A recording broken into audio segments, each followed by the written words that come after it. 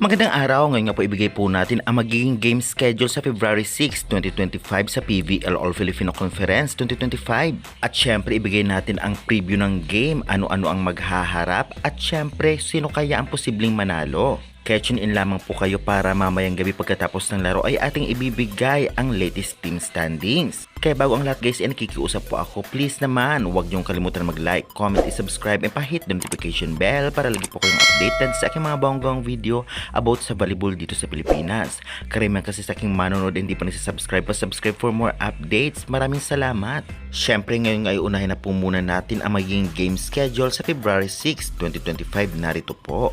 Unang maghaharap 4 PM at magaganap ito at ang venue ay sa PhilSports Arena. Kremlin Cool Smashers vs Cherry Tigo Crossovers. Second game naman po 6:30 PM Signal HD Spikers vs Capital One Solar Spikers. Venue PhilSports Arena.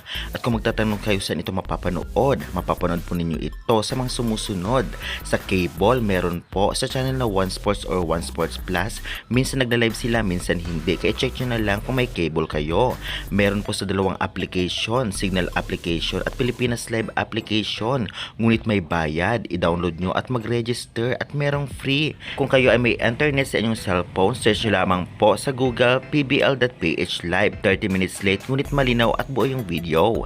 At ay nabigay na po natin guys. Ngayon naman ibigay natin ng konting preview ang magiging laban nga sa February 6. Unang tapatan nga, Kremlin vs Cherry Tigo, isa rin sa inaabangan ng lahat.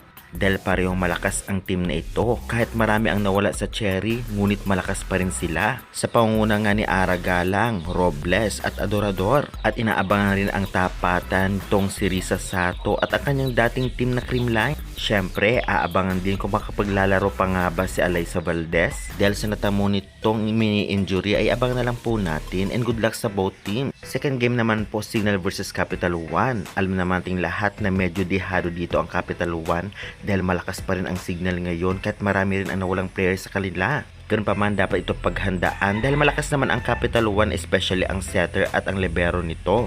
At alam naman natin bilog ang bola at huwag magpakampante, every team malakas man ito o nasa mababang rank na team. Kaya syempre good luck na lamang. Kaya guys abangan nyo mamaya ang latest team standing. Maraming salamat.